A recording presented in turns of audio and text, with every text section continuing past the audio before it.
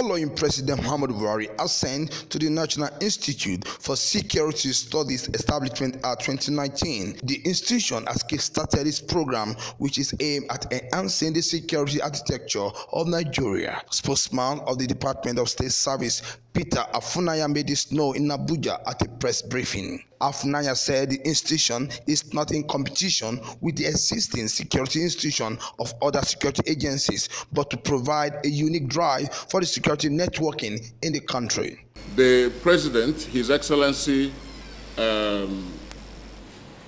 Muhammad Buhari, GCFR, signed into law the National Institute for Security Studies Act. For us in the Department of State Services, this is a great accomplishment. It's an initiative that had taken a while, and coming to fruition at this point in time is something that we want to project and announce to the world, that despite our duties in the areas of security and intelligence procurement and enforcement, that we are also supporting democracy research and development in different ways, and this is just one of such. It further spelled out the objectives of the institutions, which include provision of strategic and critical security training for the key public officials from within and requesting nations.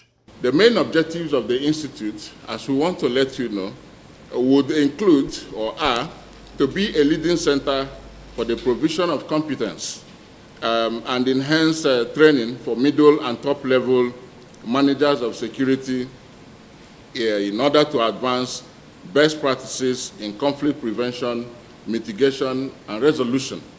It is also to contribute uniquely and viably to the promotion of inter-service, interagency, and international cooperation, collaboration, and harmony among intelligence, security, and law enforcement agencies locally and globally. And the aim of this is to achieve national security, regional, and global peace.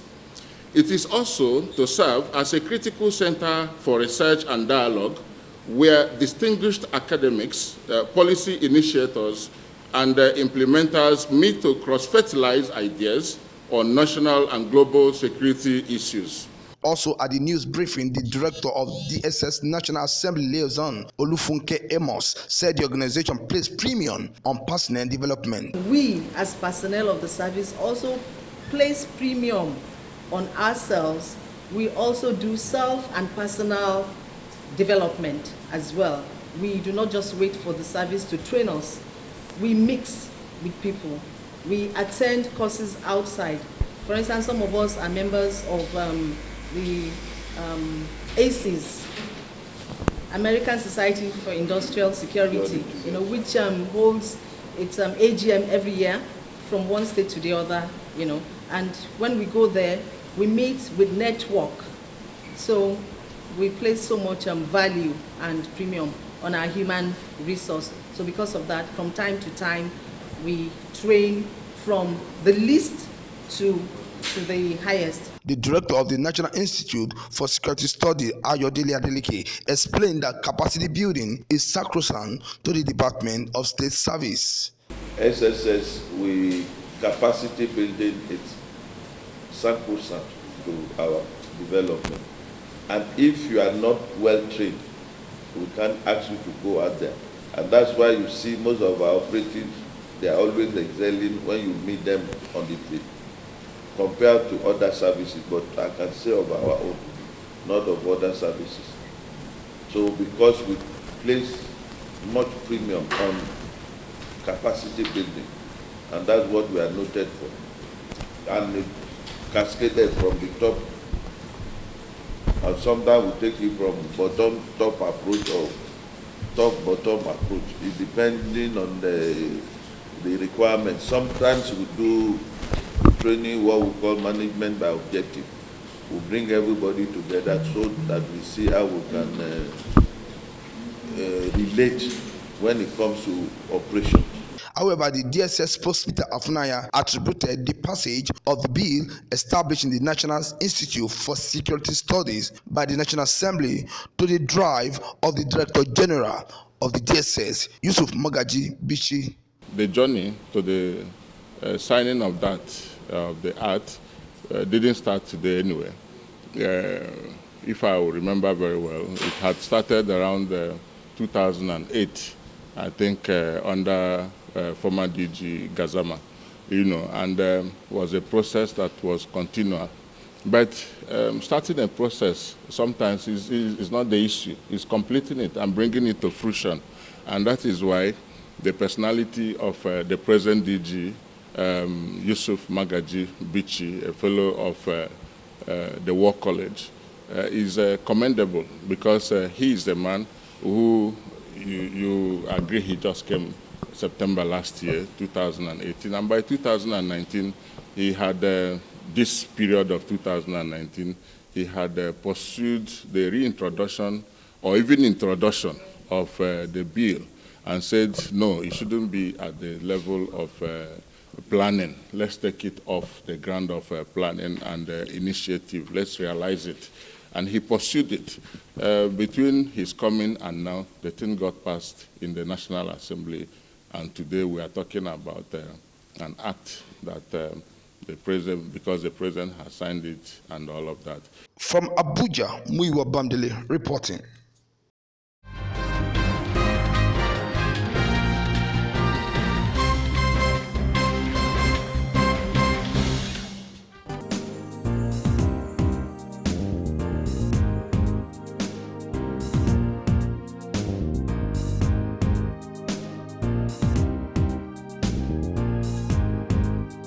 The president of Nigerian Senate, Ahmed Lawal, has called for balanced trade between China and Nigeria, saying the volume of trade between the Asian tiger and Nigeria does not reflect good diplomatic trade.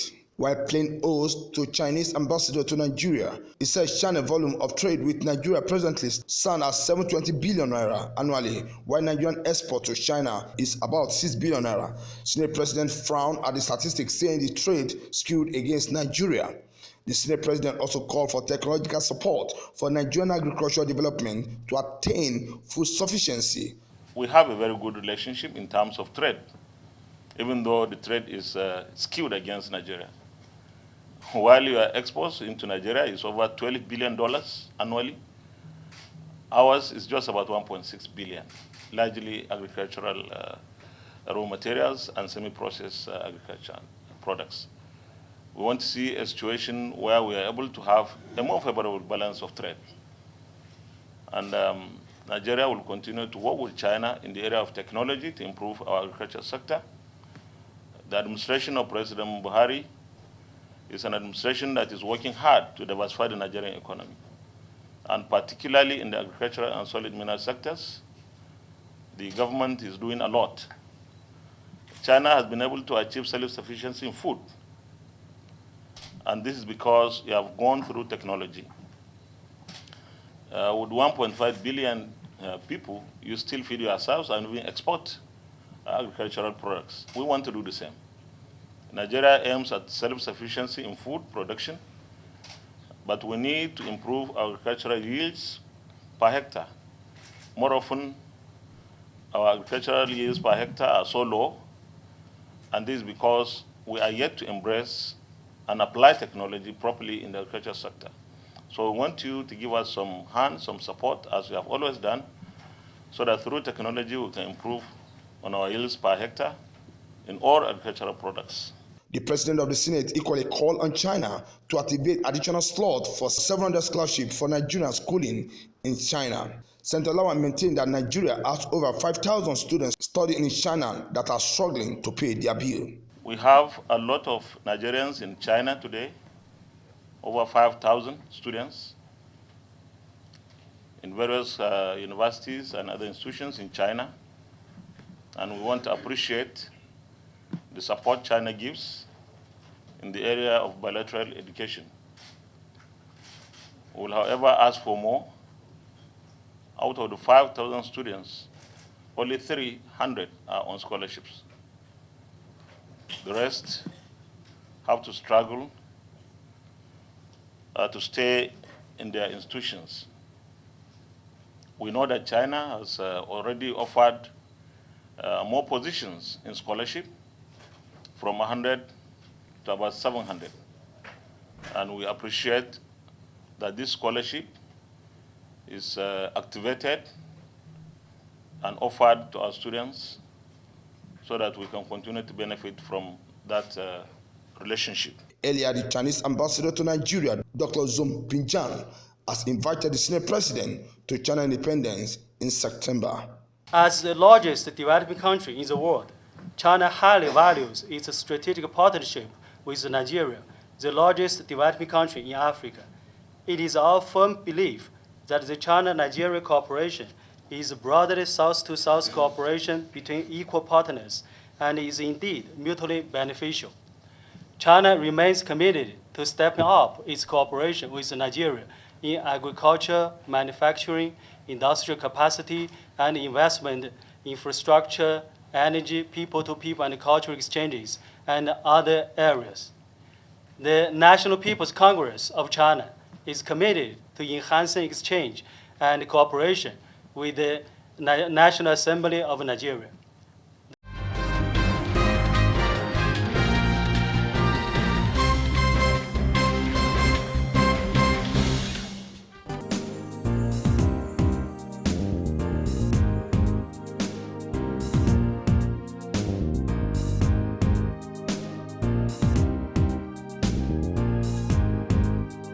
Senate President Ahmed Lawan has said that Senate commitment to an healthy banking and other financial institutions remains sacrosanct. Lawan said this while addressing the visiting management team of the National Deposit Insurance Corporation (NDIC), led by its managing director Omar Ibrahim at the National Assembly, Abuja. He said he's optimistic that the member of the National Senate are desirous of a stable economy, which he said could only be achieved through collaboration by all players in the financial services.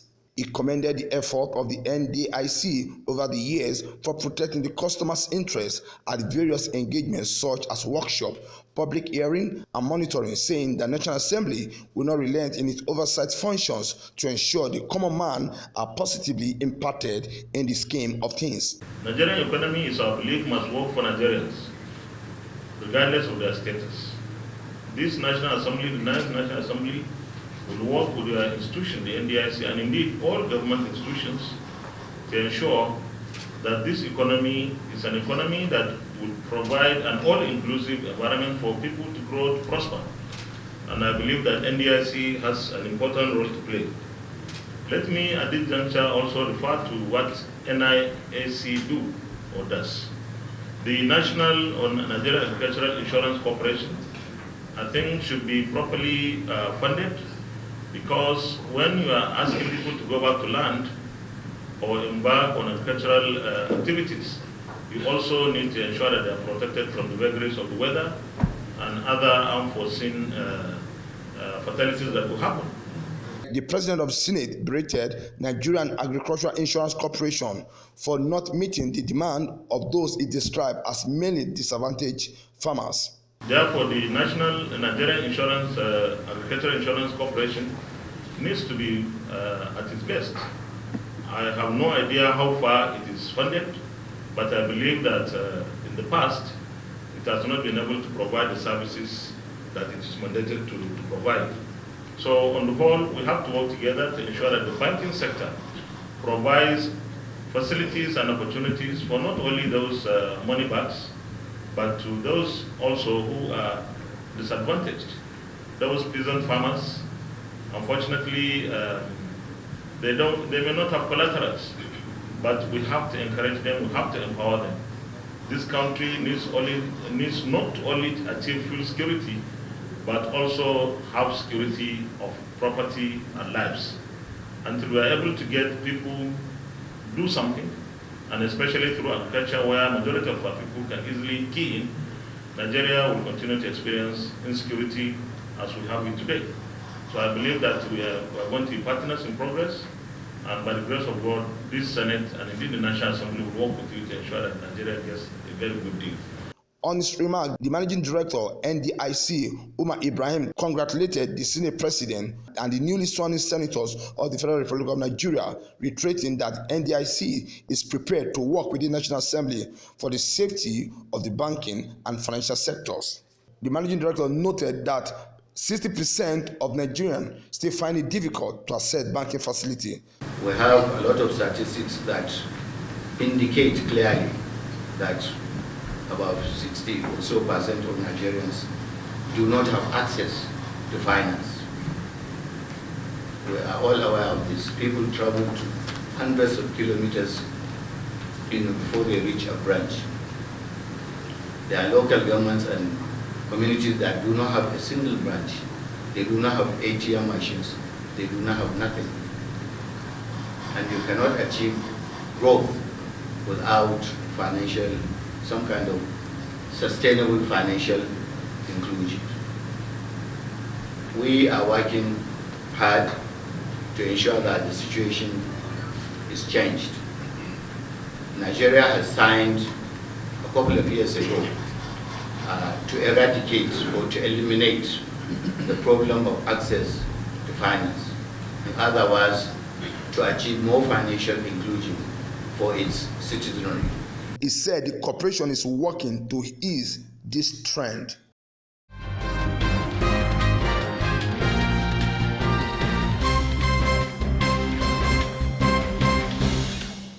Discover the tangible magic of our hospitality that is all about you. The Wells Curtain Hotel and Apartments is a surely fantasy-like journey into a glamorous world of pure luxury and gratifying indulgence. The Wells Curtain Hotel and Luxury Apartments offers guests a perfect blend of relaxation, business and pleasure, delicately infused to meet the highest international standards. It's first-class service at its finest. Our commitment to exceed your expectations means impeccable attention to detail, courtesy, and a genuine care for your every need. Located at number 8 Gadonasco Street, off Jose Martin at Socorro, Abuja, Nigeria. You can call us on +234 908 7561 269 or visit our website at wellscurtain.com. Upgrade your stay at the Wells Curtain Hotel and Luxury Apartments, an experience guaranteed to leave you breathless with longing.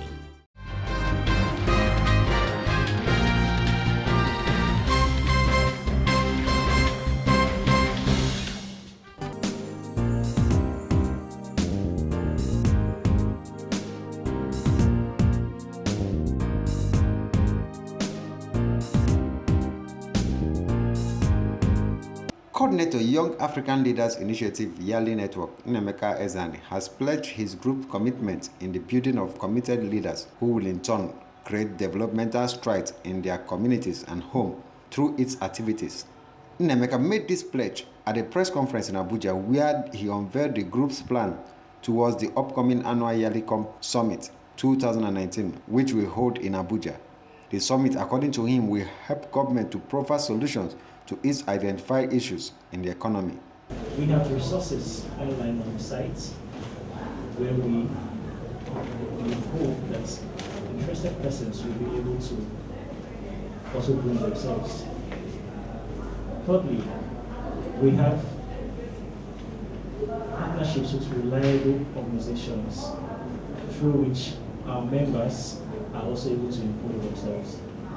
So organizations like YAGA, they're not partisan, but they have regular programs that encourage, and we partner with them for the multi-young to rule.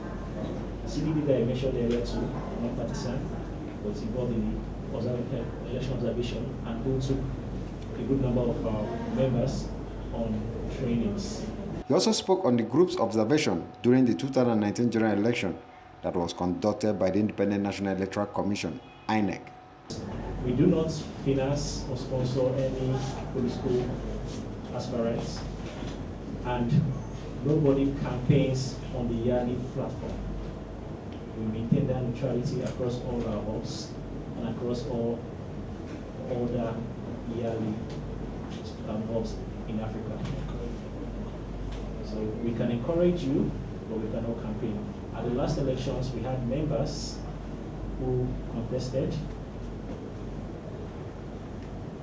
but they were not allowed to vote to campaign on the Yahweh platform. The theme of this year's summit is tagged Paradigm Shift Youth inclusion in government policies for sustainable development. In Abuja, LM Chukwemeka report.